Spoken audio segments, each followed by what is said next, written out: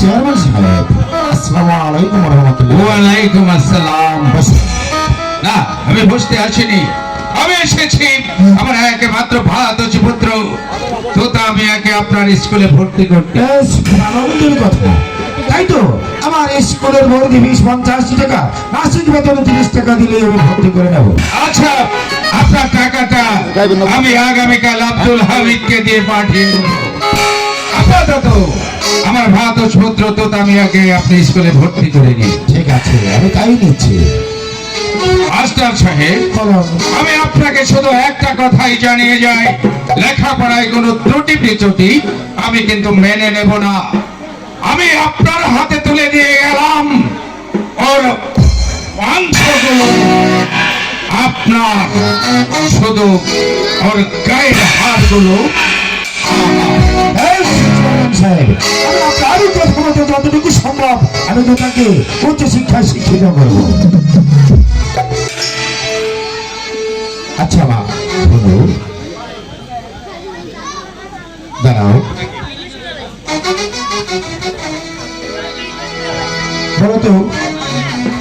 আচ্ছা বাবু তোতা, একটি বার বলো, একটি গাছে যদি 10টি পাখি থাকে, একটি শিকারি এসে একটি পাখি শিকার করলে ওই গাছে আর কয়টি পাখি থাকে? ও হয় নাই মনে হয়। হয় নাই। আমারটা হইব। তোমারটা হবে? হ্যাঁ। আচ্ছা বলো। পারি। আচ্ছা তুমি বলাতে লাগে। স্যার, একটা গাছে 9টা পাখি যদি থাকে, 10টি পাখি ছিল। 10টা পাখি। 10টা পাখি। 10টা পাখি। গুলি করে শিকার করলো একটি পাখি। একটি পাখি, আর 9টা আছে কি না? না, আর ওই গাছে কয়টি পাখি? আর আপনি কইবার করেন না ভালো করে। কোনি একটা পাখি থাকতো, ওকে একটা পাখি থাকবো। আচ্ছা কিভাবে বলো? এটা বুঝে না। গুলি করে যেটা মারলো ওটা তো বেশি বললো, ওটা কেন ওইটাই তো থাকতো। আচ্ছা মা, ওই তুমি বলো তো, একটি গাছে যদি 10টি পাখি থাকে, শিকারি এসে একটি পাখি শিকার করলে ওই গাছে আর কত পাখি থাকে? স্যার, ওখানে আর একটি পাখিও থাকে। ওখানে আর একটি পাখিও থাকে না। আচ্ছা বলো মা, কেমন করে ওখানে আর একটি পাখিও থাকে না? এক শিকারি এসে একটি পাখিকে মেরে ফেলে দিল, আর বাদ বাকি পাখিগুলো উড়ে চলে গেল। সুন্দর অ্যান্সার করেছো। শোনো ভাবে তো, আজ তোমাকে আমি একটি প্রশ্ন করেছিলাম, তাই তো প্রশ্নের উত্তরও দিতে পারোনি, কিন্তু মা কোনো সুন্দরভাবে আমার প্রশ্নের জবাব দিয়েছে। কিন্তু তুমি এখানে জমিদার পুত্র, তাই তো তোমাকে বলা আর কিছু নয়, কিন্তু সুন্দরভাবে লেখাপড়া শিখে তারপর তুমি স্কুলে প্রবেশ করবে। ঠিক আছে?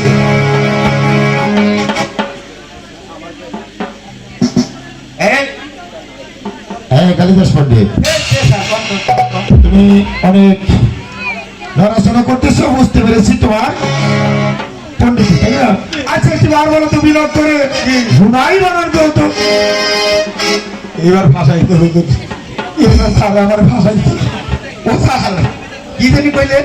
বিনা করে ঘুনাই বানান করো। কয় অক্ষরে? বিনা করে। বিনা অক্ষরে। ও স্যার, এ গুনাই বানান। আচ্ছা তুমি ওখানে দাঁড়িয়ে দাঁড়িয়ে বলো, আমার কাছে আসতে হবে না। গুনাই বানান না? হ্যাঁ গুনাই বানান। গুনাই বানান তো। ওই থাক, গুনাই বানান না? গুনাই বানান। আমি গাড়িটা পন্দি আসলে তো স্যার, কি হলো কালিদাস? গুনাই বানান, তাই না? গুনাই বানান। স্যার, পাবি বলো। পাবি গুনাই। কি হলো কালিদাস? গুনাই গুনাই। ওর দিকে নাই সব আমার। হলো করেগা, হলো করে, বলো। গুনাই গুনাই কে? স্যার গুনাই গুনাই। ওইছি এই দেই ওই গুনাই। স্যার, আসার সময় আগে তুই আইছি, এদিকে এসেছো? আগে তুই আইছি। স্যার সময় নাই, যাওয়ার সময় তাই নইল গুনাই। বাহ, খুব সুন্দরভাবে তুমি বানানি করছো, তাই না? আজ তোতা এবং ঘুনোর ভক্তির জন্য আজ সকলের ছুটি। এখানেই স্কুল সমাপ্তি ঘোষণা করছি। ঠিক আছে, হ্যাঁ।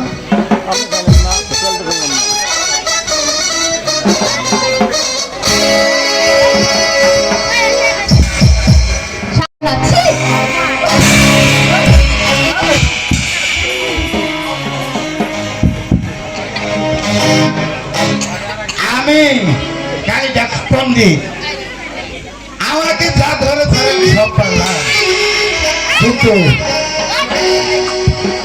তুমি জমিদার পুত্র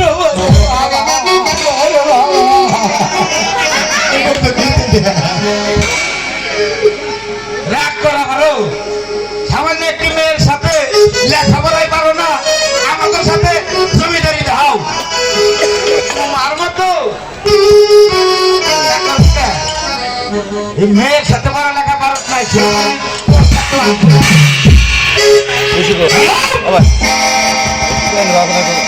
আজ স্কুলে 10 জনের সম্মুখে আমাকে অপমান করেছ, এই অপমানের প্রতিশোধ আমি কড়াই গন্ডায় আদায় করে নেব।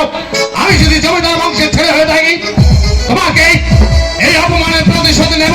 তবে যেদিন বিয়ে করে বাস করে নিতে পারবো, সেই দিন এই অপমানের প্রতিশোধ নেব। আর তা যদি না পারি, আমি জমিদার বংশের ছেলেই নই। আমি এই কথা আমার দাদাকে গিয়ে বলবো, এই স্কুলে আমি আর পড়বো না।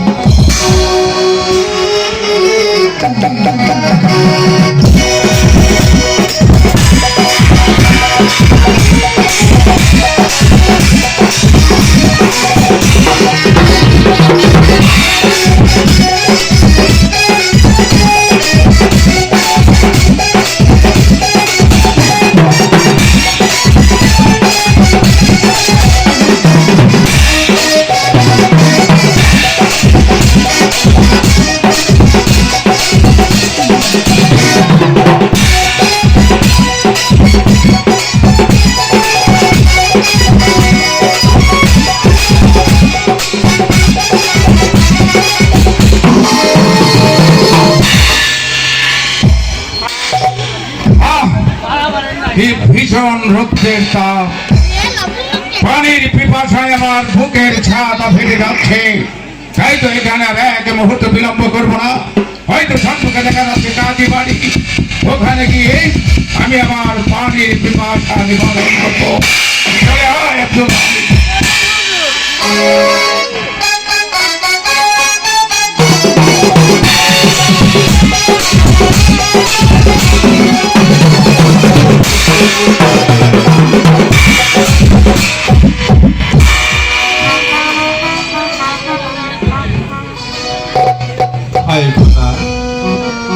অনেক দিন হয়ে গেল, আমার পিতা মাতা আমাদেরকে ছেড়ে চলে গেছে।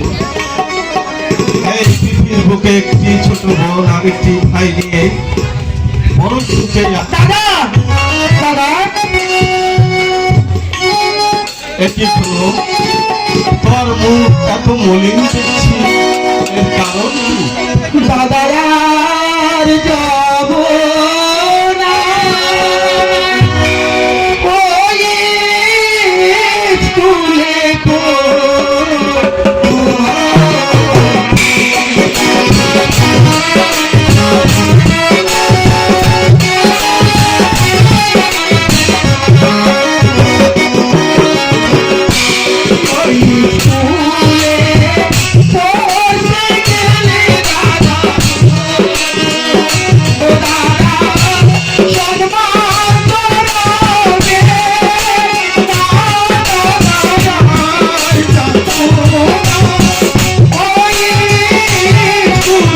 Oh,